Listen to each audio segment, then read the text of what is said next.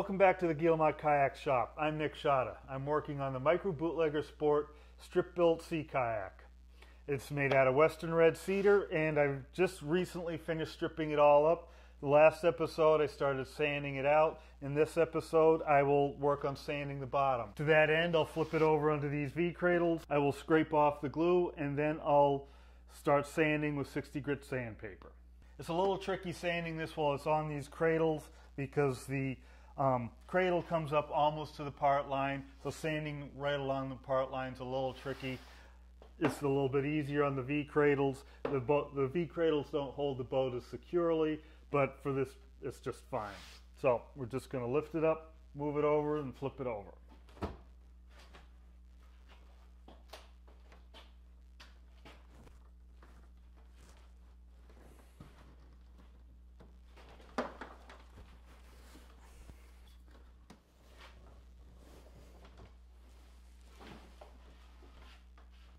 I need to scrape off all the hot melt glue that I used as stitches between the strips. Normally I just scrape that off, but I've had a number of people mention to me that alcohol will soften up the hot melt glue. So I'm just a little curious to see what that's all about.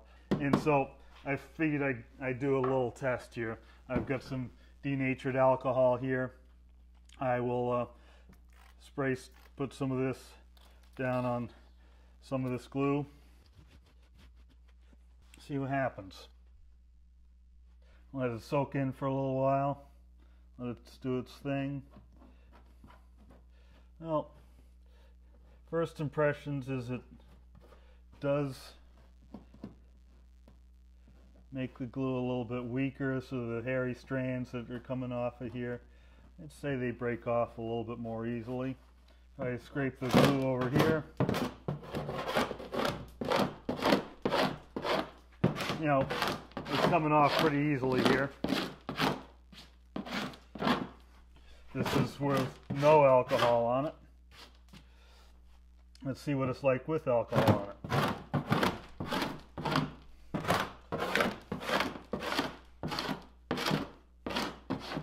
I don't know.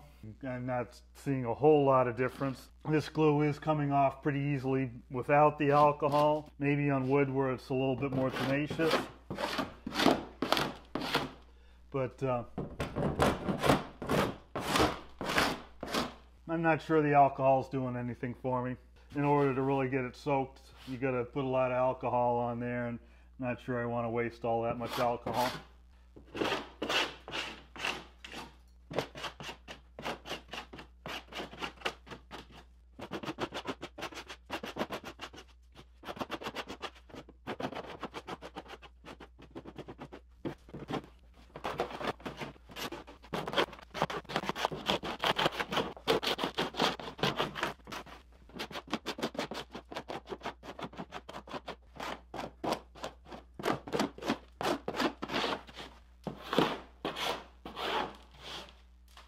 As I'm doing the scraping to get this hot melt glue off, I'm holding the scraper at kind of a high angle. I'm not trying to dig into the wood more, I'm trying to slice off those glue drops. Later on, when I'm going to clean up the yellow glue squeeze out, I'll hold the scraper at a lower angle, knuckles right above the surface of the boat, and then I'll be scraping the surface of the wood, trying to dig into the wood a little bit.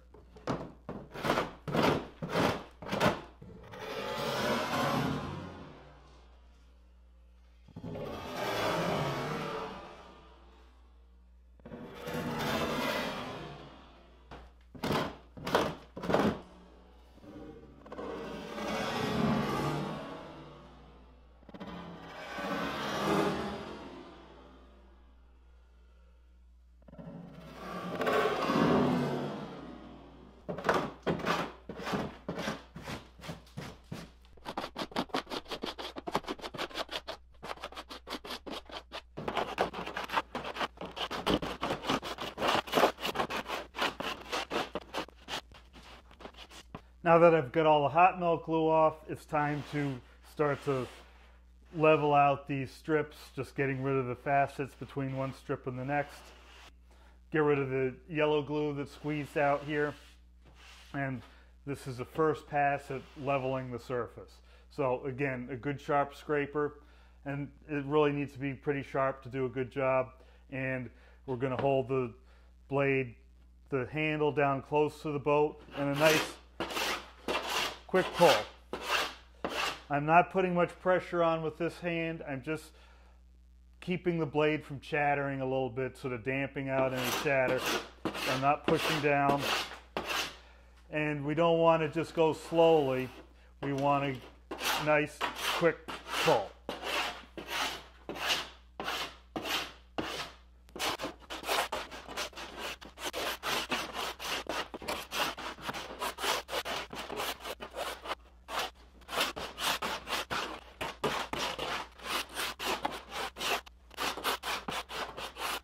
As always, we want our tools to be sharp. I often sharpen the scrapers on a grinding wheel when I'm doing, I tend to do a lot all at once, sharpen them all at once. But if they need a little bit of touch up, a single cut metal file.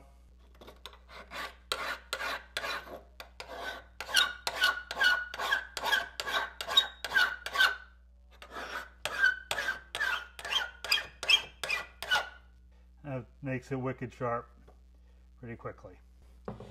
When we go to scrape this, we're looking to get rid of this yellow glue, which will just gum up the sandpaper when it's time to sand, and any remaining blobs of hot melt that might be hanging around. And so you just want to scrape all of that off, and this will start to even out the steps or the facets from one strip to the next.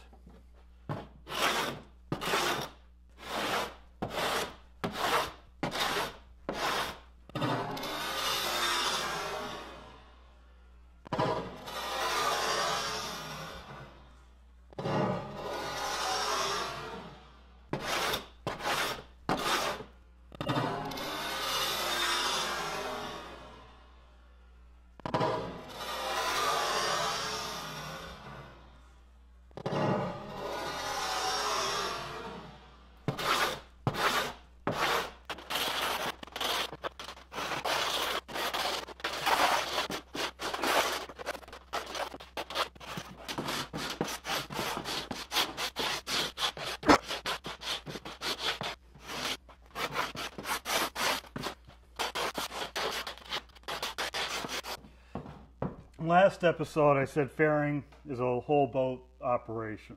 Scraping is the first step in the fairing process. So when we're scraping, again I said long strokes. So we don't see, okay, there's a blob of glue here, we want to get rid of that blob of glue.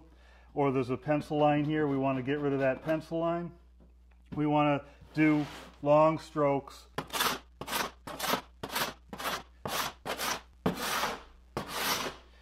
And that will start to level things quickly. The scraping is not an operation about going in and working with little details. Details come later. At this point, it's a first step in a multi-step operation where we're trying to level the surface. And so, long strokes, cutting away at the material, not the glue.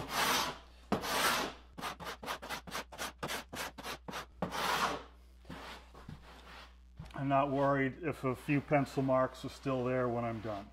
The sanding will take care of that.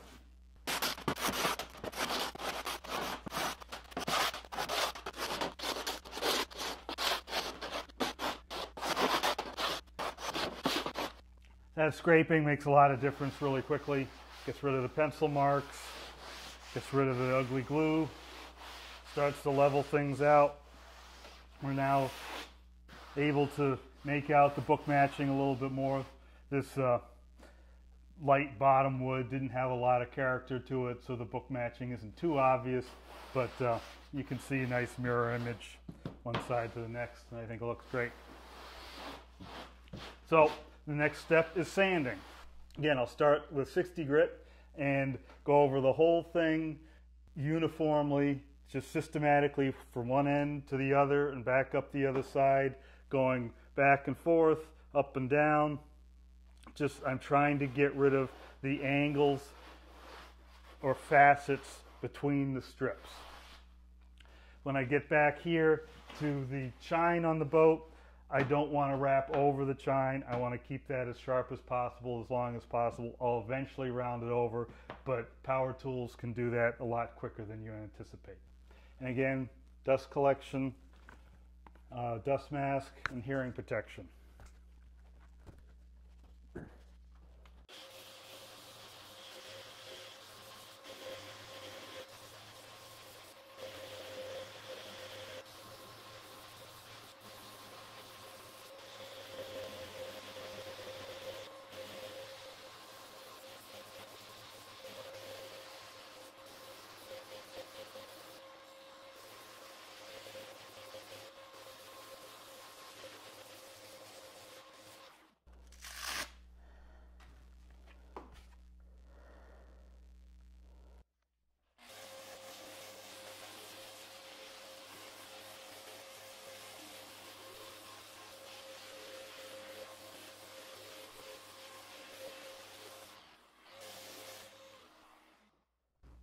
It's important to remember what's doing the sanding.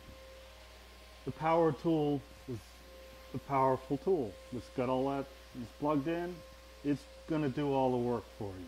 So you don't need to push the tool hard against the wood. Let the weight of the tool do the work. You also don't need to move the tool very fast. The disc is spinning really fast already. There's no point in running the tool back and forth really fast. On large flat surfaces, you can move slowly and deliberately. You speed up a little bit on sharper corners and rounded surfaces where the less of the tool is touching the wood at a time, so it's digging into that section of the wood a little bit faster. As you go back and forth, overlap your passes about 50% or less. You want to make sure you're not leaving unsanded spots in between. In the back and forth passes, you can follow the contours of the strips. We really are trying to knock off the high spots. You can run down along that high spot as you're sanding. And then the passes up and down are really going to be the ones that are going to do the rounding. It's going to really take off the transition from strip to strip and make it smooth. But again, you're moving deliberately. We're not just throwing our arms around, looking at things that you think need sanding. The whole thing needs sanding about the same amount. So I move systematically down the boat. If I had staples in this boat, I'd be working on each section of staples at a time, just as a guide to help me move down. With this, I did it without staples, so I don't have that guide, but same idea. Work on a section, move down and overlap the previous section a little bit, and then move down to the next section.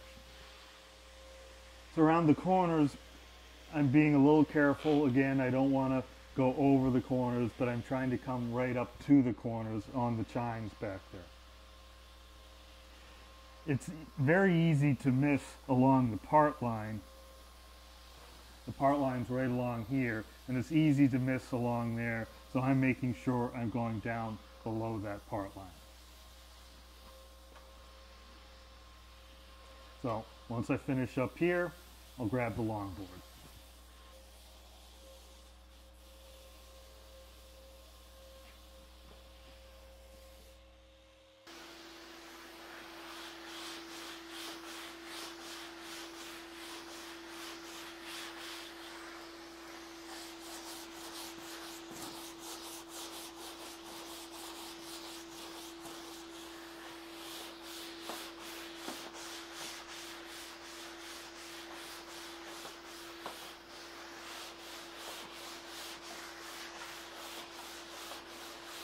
The longboard's actually a very efficient sanding tool. It'll remove a lot of material quite quickly. And again, it's for fairing. It knocks off the high spots. It's fairly stiff, so it rides over the low spots and just shaves off the tops of the high spots. Sharp paper makes a difference. If you end up letting the sandpaper get dull, you will actually have to push harder on the tool, and as a consequence, it's not going to ride over the low spots quite as easily. It'll get pushed into those low spots, so you end up sanding the low spots as well as the high spots because you allowed the sandpaper to get dull. And also, in between the forms, the strips are a little bit flexible and they'll flex away from the form. And you can end up with a little divot at each form all the way down the boat. In this case, I've got forms every 10 inches. So I may end up with little hollow spots every 10 inches. And that's more likely to happen with dull sandpaper than it is with sharp sandpaper. With sharp sandpaper, you're just skating across the surface and you're not pushing down on the boat very hard. The strips don't have a need to flex away from. I know a lot of people sort of don't like the longboard because it's a lot of work. I've worked up a sweat, but it's also very efficient. If you are scared of the power tools, a longboard with good coarse grit in it will do a lot of work really quickly and very efficiently. Again, just knocking off those high spots. It's a really good tool.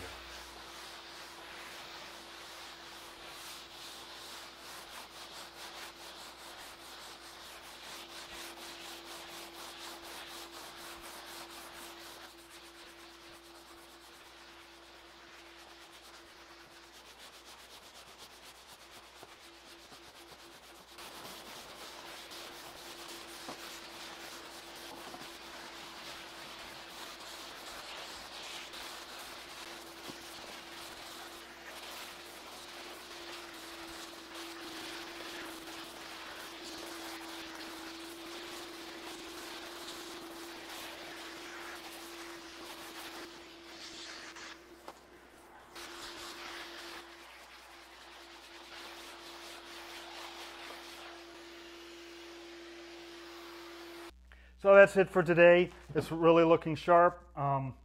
The book match on the bottom, it's a little blown out here in the video, but I think it really looks nice.